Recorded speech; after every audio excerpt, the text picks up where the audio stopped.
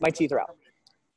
Okay, hey visionaries, welcome back. Welcome to Your Biggest Vision. I'm your host, Leah, and we're very lucky to have Mr. Dylan Farris with us today. Hi, Dylan. Hello. Coming to us from California. So Dylan and I actually met because he's a teacher at Equinox, where I work out here in New York, although he left me to go to California, as you can see here. But he was and still is the best teacher I've ever had for any workout class. I can still hear you at 6 a.m. You're drunk, you're hungover, I don't care. Work out. I can still hear it in the back of my head. Oh my God, I'm not drunk or hungover, but like if everyone else is, like that's totally fine, you guys. Like you live your best life. Well, you were the best, and I still refuse to go to another 6 a.m. Metcon after the because I just know that they're not going to fill your shoes. So, oh, thank you. Yeah, so we're very lucky to have him. I'm going to read a little bit about him, but just for everyone listening, the reason I wanted to have Dylan on the show is because this show is all about transformation and living your life within the highest vision of yourself and constantly pushing yourself to what is possible for you and questioning the norm, questioning the status quo, questioning how you were brought up, and really living in alignment with yourself. And I often interview entrepreneurs here. I love entrepreneurs. I'm an entrepreneur, as you all know, and there is so much vision behind building a business. And there's other types of transformation that can be actually just as hard, if not harder. And so, Dylan, do you want to talk a little bit about the transformation you're going to share with us today? Yeah, sure. So I grew up a nice hefty child. And when I graduated high school, I actually weighed about like 287 pounds. And I realized like that wasn't who I was or who I wanted to be. And so over the course of like a year, I lost about 106 pounds. A year? Yeah. So the first like 6 months, I lost like 75. And then the next 6, I lost another like 30-ish. So I got like really skinny and I was like, oh, okay, like maybe too skinny. So I like started like building myself back up, kind of from the ground up. But yeah, in total it was 106. It was like the biggest deficit.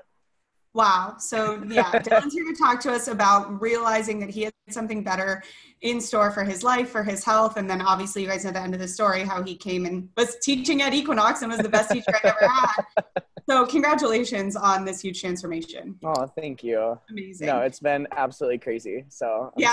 Oh, I'm excited to hear more about it. So tell us a bit more about like your childhood and growing up and what you kind of thought about health, or if you even thought about it back then. And just before you get into that, I just want to pause for all the listeners. I don't talk about health that much, just because there's only so many things that we can talk about. But if I had to pick one reason I was able to build my business to what it is around my 9-to-5 job, it is because I've worked out every day and I could not have done it without this. I fully believe that.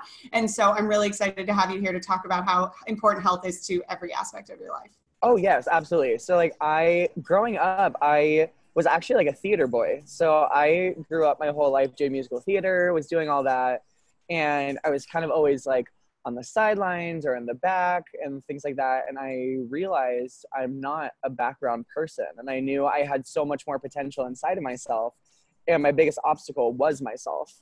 And so by the time I graduated high school, I was like looking at these high school graduation pictures and was like, who is that beached whale walking in a cap and gown, accepting his diploma? Like it was rough. And so that summer I was living in Colorado at the time. And so as soon as I moved back to California to start college, I sequestered myself for a year, kind of like push friends aside. And I was like, no, my first year of college, I want to fix myself first before I can like invest in everyone else and really invest in my future. And so every day I woke up just like you, and like 6 a.m. I would work out for 2 hours straight. And for that first 6-month period, I ate the exact same thing every single day, never strayed. My family hated me for it because even we would go to restaurants and I would have like my little Ziploc full of shrimp and salad, and I would just ask for like an empty plate. And they were like, you don't want any kind of food? And I was like, nope, I got my shrimp. And like it was, yeah. So, you know, you go to like Fleming's or you go to like Ruth's Chris and you just ask for an empty plate. I got a lot of side eye and a lot of flack from it. And I think one of the biggest motivators, you know, everyone kind of grows up in that early 20s of their life, like Ruth was talking about in your last episode. She said in her early 20s, a lot of people just kind of doubted her. It was like, you're never going to do this. So when I first, you know, came out and said, hey, like, I really want to lose all this weight. I want to focus on myself. A lot of people kind of shrugged it off, and they just said, like, okay, Dylan, like, good luck with that. And so that was really the driving motivator, is like, you know, I had so many people to prove wrong at that point. And so every morning I just kind of woke up and was like, do this for you and do this for the people who said you couldn't. And so now we're here. And so now you're here, 106 pounds less. Yes, absolutely. Amazing. Wow. Okay. So many great things about what you just shared that I want to pull out. So first of all, where in Colorado did you grow up? I'm from Colorado. In Evergreen. So like little teeny tiny mountain town, like tucked into the foothills, population of like 6,000, you know. She was cute. I'm from Southwest Colorado, so not close, but okay, cool. So, okay, amazing. So yeah, your transformation is very amazing. First of all, congratulations. Thank you. You know, there's principles here that I think are valuable for everyone. So when you, walk us through when you make the decision, like, I'm going to lose 100 pounds. I mean, it must mean that you change everything about your life, your social life, eating, exercising.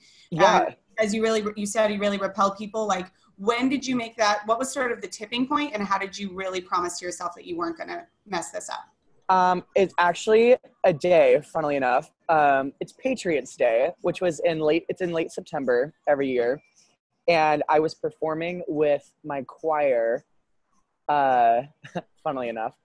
And right after that, we all went out for pizza. And I remember sitting there being so ashamed to eat in front of people, all these new people, because I don't know, people just look at you differently when you weigh a lot more. And so when it's like pizza and stuff, all I felt was judgment, no matter if I was eating salad, if I was eating pizza, ice cream, anything that I consumed in front of people, I just had a fear of doing it. And I realized it was such a debilitating thing because it was such a social aspect. You know, we center so many things around food. It's like you want to have an interview, you want to have a meeting, you hang out with friends, you go to dinner, you go to drinks, you do all this stuff. And there was this whole life that I'd never led that I always wanted to. And so that night, it was a Friday night, and I drove home and I was like, I cannot be held back anymore. And so I just told myself I wanted to change. I had no idea it would hit 100. I had no idea. I just wanted to get like under 200 pounds at some point in my life, and I would have been happy, because I was in the 200s since like, I think freshman year, maybe like 8th grade. Yes, I was like huge even from the get-go. And I went home that Friday night and just kind of told myself 2 hours a day, you're just going to work out. You're going to do all this stuff. I had a friend who was like, if you want to come over, I'll work out with you, do all this stuff. And that's basically just kind of how it started. And I really didn't understand the repercussions it would have until it was going through. You know, bringing my own things to dinner and realizing that, you know, I still kind of had to sequester myself still if I wanted to stay regimented. And yeah, that's kind of how it all led to be. And the first like 75, it came off in like those first 6 months. And so I weighed, I was under 200 pounds right before the new year. Wow. Which was, really quick. Yeah, which was insane. And so by the time the new year started, I was like, okay, what is this year going to entail for me? Like, what is 2012 going to do for me that 2011 didn't? And I told myself just to keep going. I was like, I had seen so many crazy results. And funnily enough, like the tipping point was after I hit that 100 mark. I kind of looked at myself in the mirror and I took a picture, like a before and after, like we always do. And I realized I had gone overboard. Like I had done way too much to kind of overcorrect myself and, you know, became obsessed. You know, before I was obsessed with eating everything, and then I became obsessed with eating nothing. So it's like, I kind of like withered away a little bit, and I was still myself, but then I was almost just too much of an empty shell of myself. So after that, I kind of started getting into dancing more. And so, you know, it's like you're picking up girls and you're doing all this stuff. And it's like, I started building that muscle back up. And so I finally kind of, you know, I took away everything I used to be, was a little too hollow. And then I kind of started pumping myself back up with who I wanted to be. And so I was working out for myself. I was dancing. I was doing all this stuff. And it's like that, you know, all kind of came to fruition. In 2013 was when I finally realized who I could be. which funnily enough, 2013 was the year I came out. So Wow. yeah, Wow, that was so beautifully told. You know, it's so amazing how with eating and with exercising, but with so many things, we put our identity into just like our daily habits. And then it's like absolutely. all of a sudden you're the person that's dieting. And it's like, well, no, I'm more than a person that's dieting. Like, who am Yep. I really? So wow, that's great that, and then it brought you to come out, which is amazing. So do you think that when you first, you had that day, you had that night, you were coming home from pizza and you wanted to change, do Yeah. you think you would have said to yourself, I'm going to lose 100 pounds in a year? It would have been like way too much and maybe would have made you break down. Do you think there was some benefit to having it open-ended? Absolutely. Like Yeah. and I've studied nutrition. I've studied weight loss management now. I became so infatuated with health and fitness and doing it the proper way that I wanted to learn everything I could about it. And, it's that understanding of if you set this giant goal for yourself, it's daunting. Yeah. But it's like if you just tell yourself, I'm going to make these lifestyle changes and just kind of let it be what it might be, boom, that's how it happened. So if I told myself, Dylan, you're going to lose 100 pounds by Flag Day next year, I don't think it would have happened, and I wouldn't be here. Yeah, that's such great advice. And I think it really, something I teach my clients a lot is it is the baby steps. And it can be frustrating when you are a big visionary or a big dreamer or whatever. But, getting from one weight down 100 pounds or getting from like one income goal to a huge next one, no matter what way, it's going to take small steps. So you might as well look at it in the bite-sized steps that are going to be necessary anyway. Otherwise, if you're just looking for that huge jump, it's going to feel daunting and you're not going to move forward. So exactly. That's really insightful. And then do you think that one of my favorite things that you said was that when you were looking sort of at your yearbook and you were graduating and you said, I've always been behind the scenes. I'm not a behind the scenes kind of person. Like it gives me chills just thinking about that and knowing that.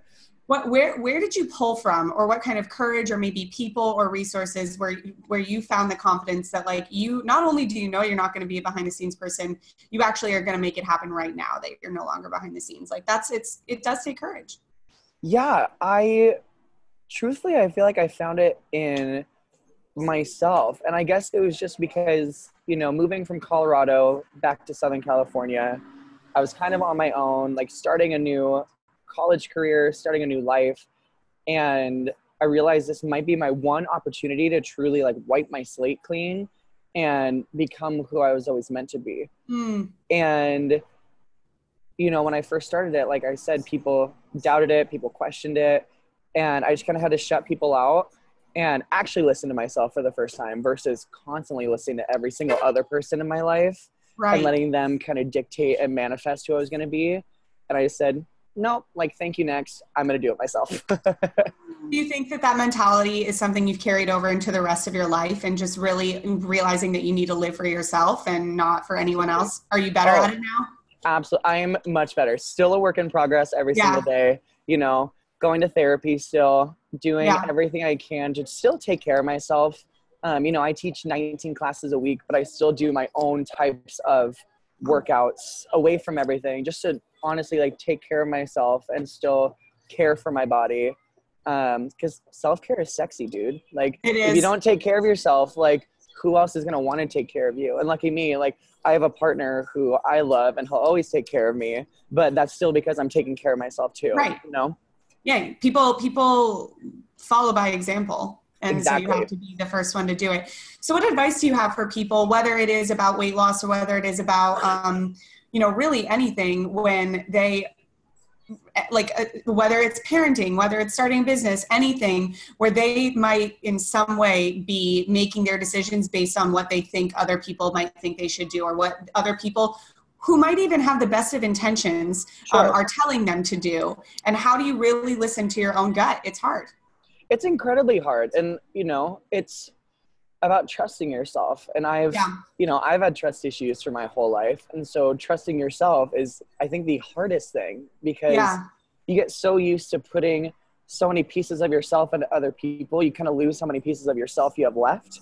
Yeah. So if I'm dividing myself up between 40 different people, that's 40 different pieces of 40 different puzzles. So when it comes together, the picture's screwed up. It's not what it's supposed to be. But if you ask yourself, what pieces can I put together to make this image clear?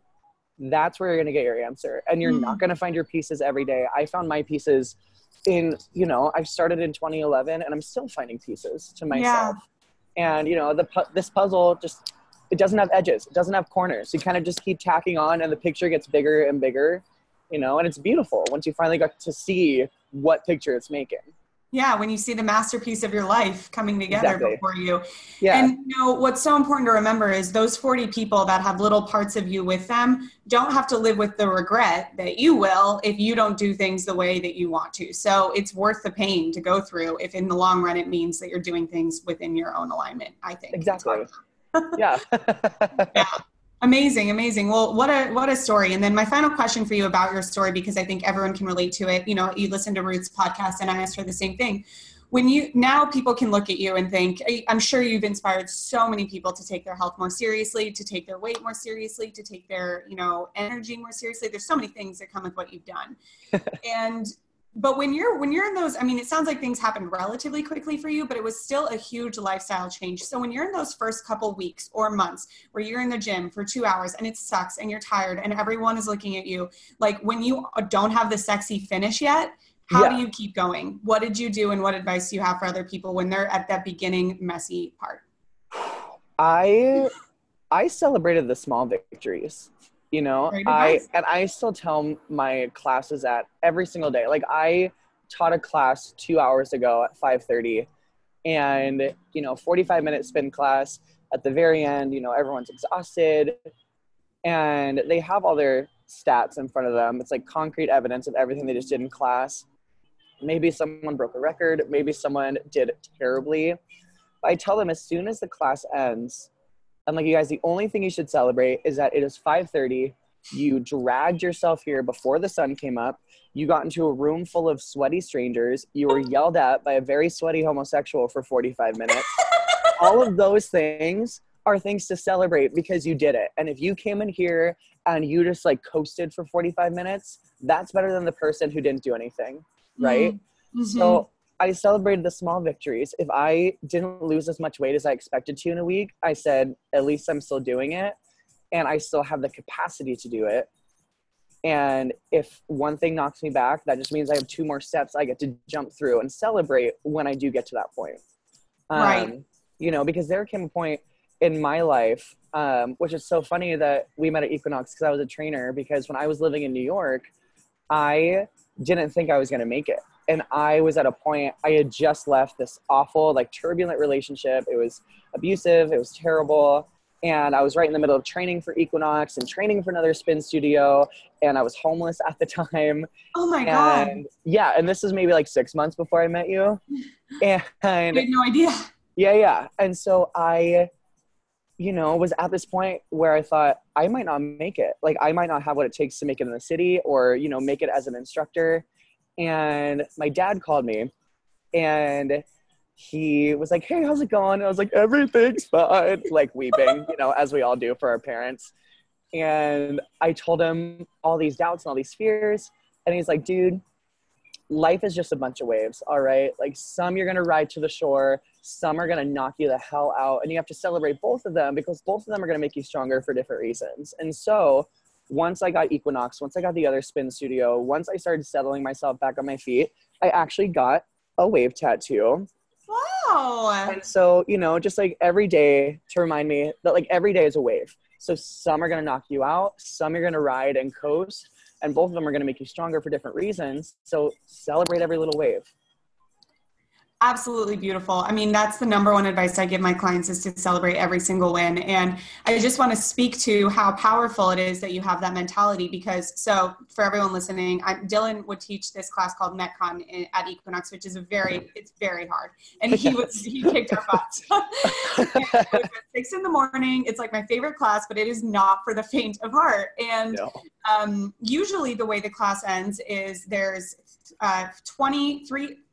3 sets of 20 exercises you need to do to basically run the battery on empty before you leave the class in case you're not already like exhausted. And I remember, Dylan, you would have us instead, like you would just not do that. And you would have us lay down and like thank ourselves for coming to work out, thank ourselves for getting up at 6 a.m, thank ourselves for being strong. And I think I might've told you this, but I'm not sure. But when I met you right after, or I think relatively quickly after, my dad had just passed away, and your class very suddenly, he was skiing. It was completely out of the blue.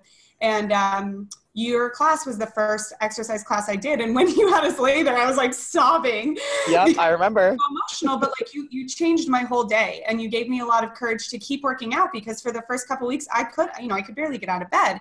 Right. And then when I went and did that, and I felt proud after I worked out, but you really made me reflect on how strong it was just that I even got out of bed. That is what helped me continue exercising, what helped me continue staying in shape. So I hope this story is a lesson to everyone listening, that you never know who you're impacting by, celebrating things, by encouraging other people, by living within your truth. And you really can like change someone else's life just by doing a simple thing like that, like you did for me. No, I love that. I absolutely love that. And I remember that day. Literally, you came up to me right afterwards, and you're like, "Hi," and I was like, "How you doing?" And like, you just had to cry. And believe me, I'm a Cancer. I cry constantly. And so that was just beautiful, because like, you did what you needed to do, and you celebrated the fact that you came. Like, who knows if it was your strongest workout, if it absolutely sucked and you were miserable for 45 minutes, you did it. So celebrate it and like tuck it away and be like, what's going on next? Yeah. Yeah. And you helped me reflect on that, because during that time, and I think any obstacle, it's so easy to look at how we're falling short. And so if you can help people and help yourself realize the accomplishments that you have had, it really does keep you going. So that's amazing that you've done that in your own life. And so thank you for sharing your, amazing, amazing story with us, and really great takeaways. I have a couple biggest vision questions for you. Are you ready? Woo! Oh my gosh, I'm ready. Okay, let me get some iced coffee. We're ready. All right. So some of these you might have answered a little, but I ask everyone them, so I want to hear it. Yeah. How do you consistently fight for your vision when the odds are working against you? When there's pizza, when there's no time, when people don't get it, whatever it is. How do I fight for my vision? I look at all the good stuff that's happening in my life, and that kind of fuels me. So if I'm having a terrible day, if I feel like I wasn't a good instructor in a day, and anything like that, anything I feel that might be like kind of harrowing or holding me down, think of all the amazing things in my life. I'm living in Southern California. I have a roof over my head. I have a partner who is incredible and I love. I have jobs that I love and don't feel like jobs. So there are days maybe I don't feel 100%. I still know that I have so many tools to get back to 100 that I'll allow myself to kind of wallow for 5 minutes, shake it off, because I know there's so much more to like celebrate, and I'll just push on. Beautiful, beautiful. So focusing on the good. You get we all get to choose what we focus on. It's a beautiful thing. Yeah, and it's there takes much less energy to focus on the good things than the bad. It's like if I, just sat and wallowed, that's draining. But if I do it for 5 minutes, because you don't want to suppress it, you don't want to like try and not think about it. You allow yourself to think about it. You breathe it in, you do what you need to do, and then you say, there's so many other beautiful things to be worried about right now. And just, boop. Thank you, next. Thank you, next. Always. As Ariana Grande is playing at Starbucks right now. So. Oh, perfect. Hey, girl. What are you most proud of so far? Funnily enough, proud of moving to New York. I moved there by myself. I, didn't really know what I was anticipating to do. And a lot of people, again, said, that's a big city. Like, you've lived with your family your whole life. I don't know if you could live by yourself. And then I spent 2 years there and made enough for myself to move back here comfortably. And then I'm proud of the fact that I could move and not really bat an eye. I can move, and I have a car, and I already have a job, and, everything. So I think I'm just proud of the life that I ended up making for myself. It wasn't what I thought I would do, 8 years ago when I started all of this. I thought I was going to be like on Broadway and a musical theater star and dancer boy and everything like that. And I realized what I loved about theater was inspiring people.